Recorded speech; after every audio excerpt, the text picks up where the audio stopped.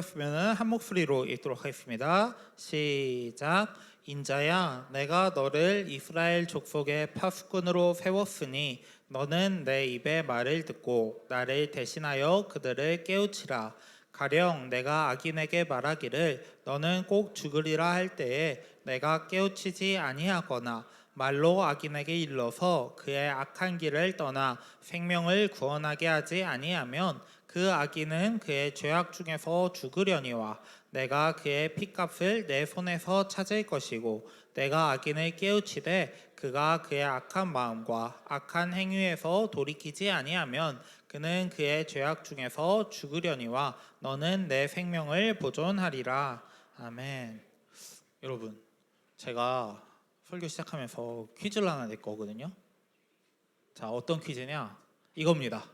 제가 복무한 군대가 어디일까요? 뭐 두정아? 그럴 줄 알았어. 공익 나올 것 같았어요. 자, 제가 어디 복무했을까요? 어디? 해군? 확실해? 자, 여기 이렇게 있는데 육해공이 있는데 아까 해병대 누구니? 내가 지원을 하려고 했었어. 해병대. 자격 미달은 아니었고 주변에 말렸어요. 그래서 안 갔는데, 자, 여기에서 제가 어딜 갔냐면 해군을 갔습니다. 해군을 갔어요. 여기 육군이 몇 명 있는데 지금 로카티 입고 있는, 자, 제가 해군을 갔어요. 제가 지금으로부터 한 10년도 전에, 10년보다 조금 더 된 것 같은데, 해군 사령부에 입대를 했습니다. 이거 진짜 그때 사진이에요. 진짜 저 있습니다. 여기 나 어디 있냐고요? 모자이크 안 한 사람이 저예요. 여기인가 그래요. 자, 이거 진짜 제 사진이에요. 진짜 제 사진인데 10년 전에 입대를 했어요. 여기에. 여기가 진해인데 진해 입대를 해서, 자, 어디를 갔냐면 바로 강원도 동해로 갔습니다. 그때 배 탔던 사진이요. 이게 저예요.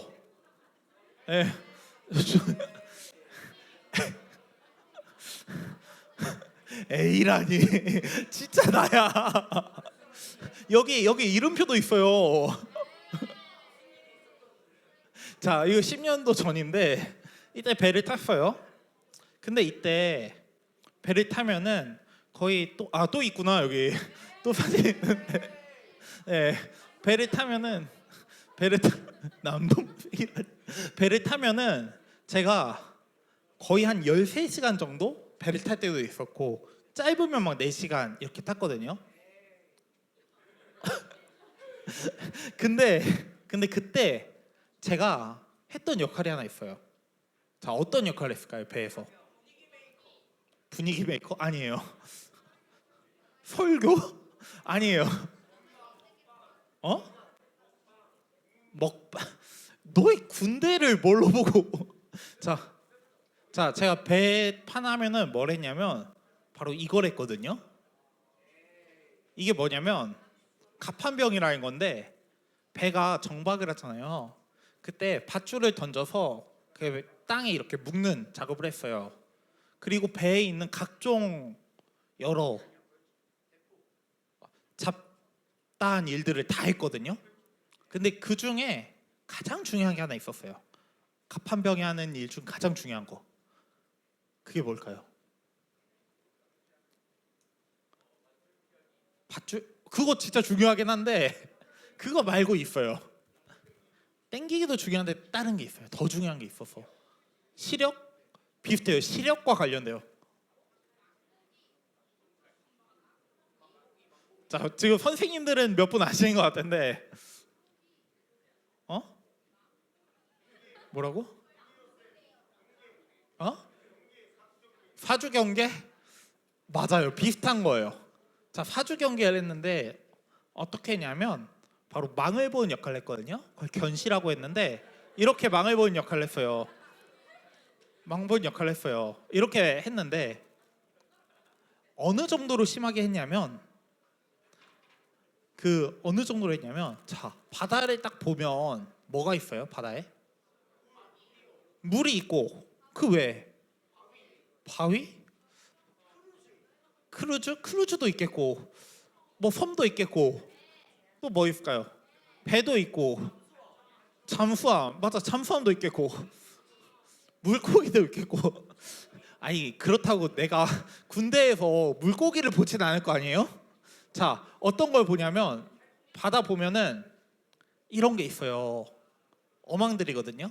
다 여기에서 물고기 키우는데 이 어망들 보면서 저기 어망 있으니까 피해 가야 돼요라고 이야기를 해주기도 하고, 또 바다 밑에 보면은 뭐가 있을까요?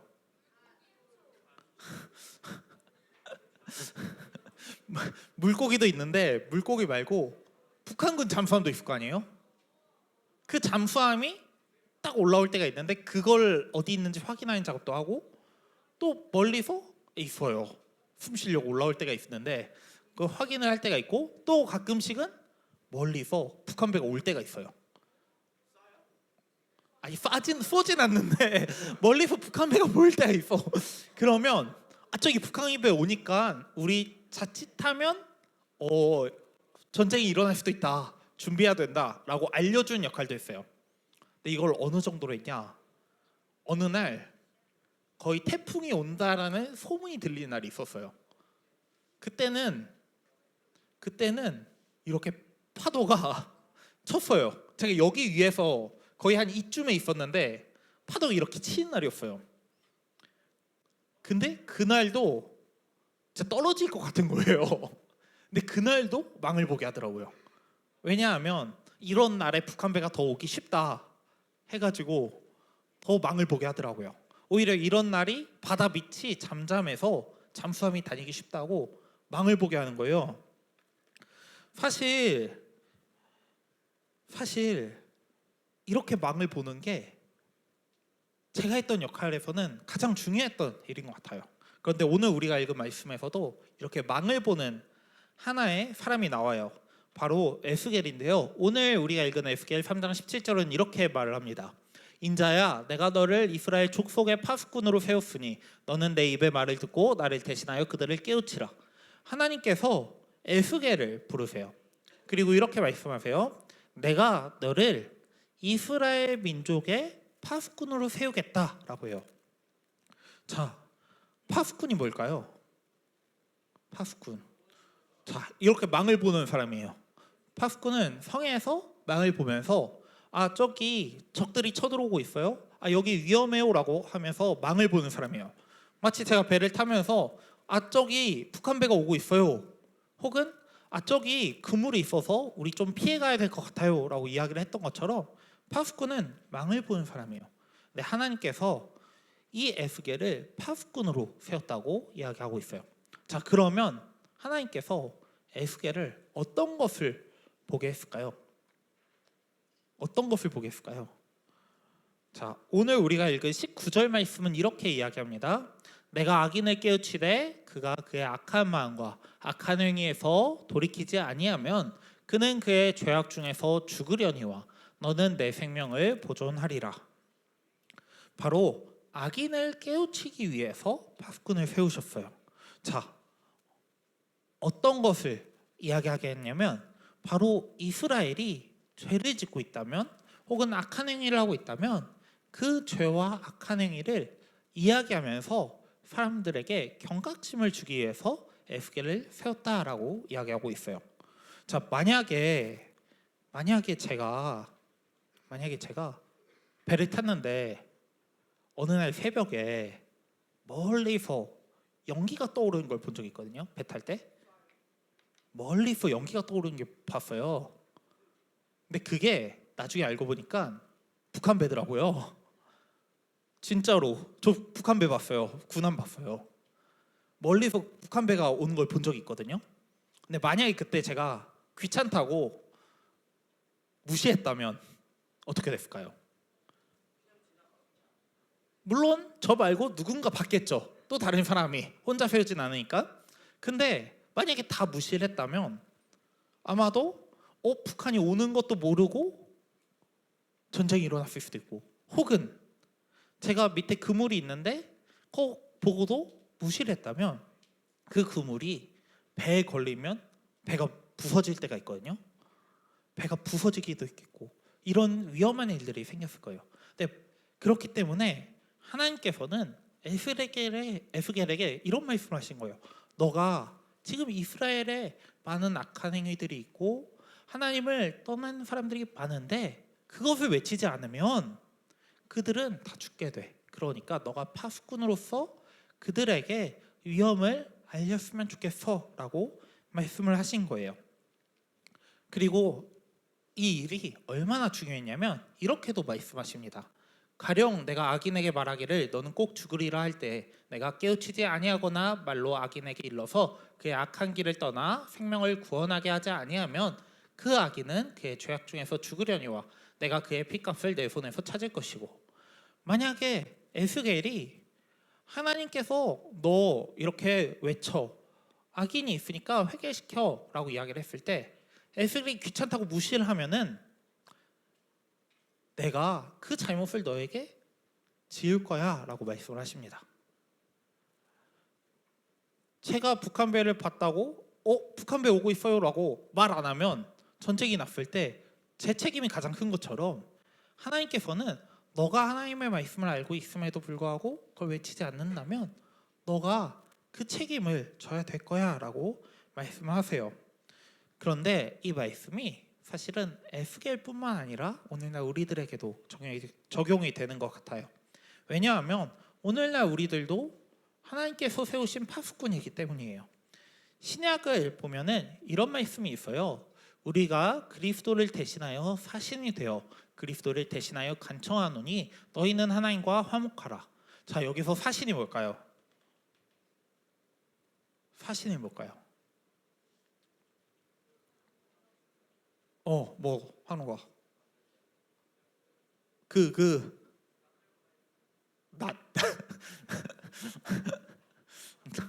낫 들고 다니는 사람, 그것도 사신이라고 하죠. 그거 말고 여기서 사신은 전달하는 사람이에요. 메신저예요. 메신저인데 뭔가 어떤 메시지가 있을 때 혹은 어떤 편지가 있을 때 그거를 먼 지역에 있는 사람들에게 전달하는 사람을 사신이라고 해요. 근데 이 사신이 바로 누구라고 하냐면 우리라고 하고 있어요. 마치 파수꾼처럼 사람들이 위험에 있을 때 알리는 역할, 그리고 하나님의 말씀을 알리는 역할이 바로 예수님을 믿는 사람이라고 하고 있어요. 바로 예수님을 대신해서 예수님의 말씀, 하나님의 말씀을 세상에 전달하는 것이 우리라고 이야기하고 있습니다.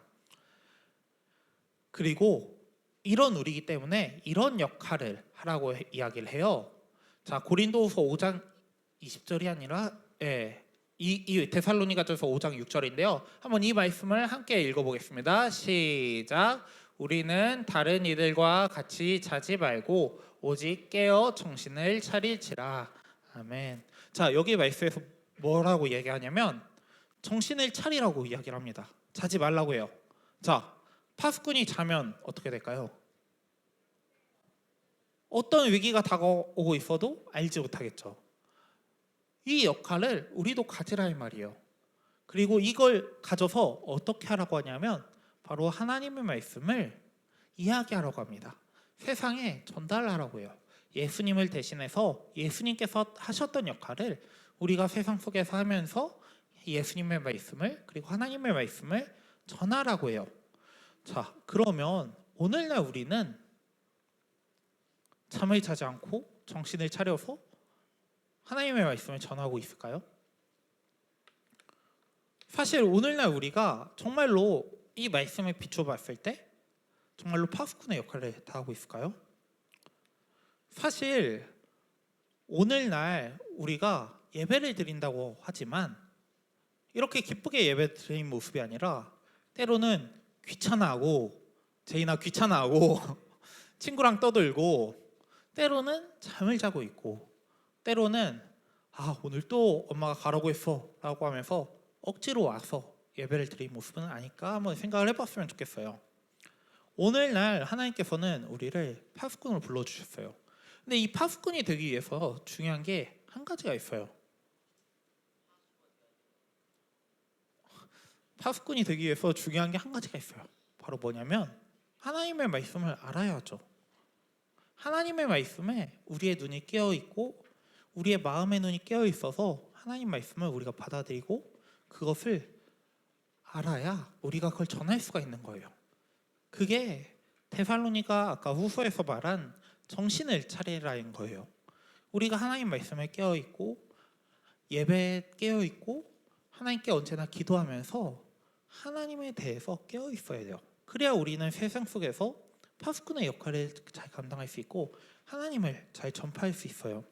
우리가 정말로 언제나 하나님만을 바라봤으면 좋겠어요. 정말로 하나님만을 바라보면서 예배를 드렸으면 좋겠고 언제나 말씀을 묵상하면서 더욱더 하나님과 친밀해지고 하나님께 다가가는 우리가 되었으면 좋겠어요.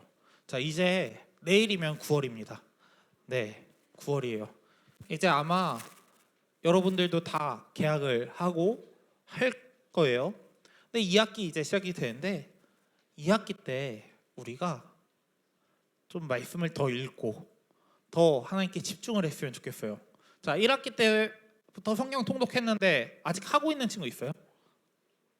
오, 자랑스럽게. 아, 진짜. 야, 여러분 이 박수 친 친구들 박수 한 번만 쳐주십시다.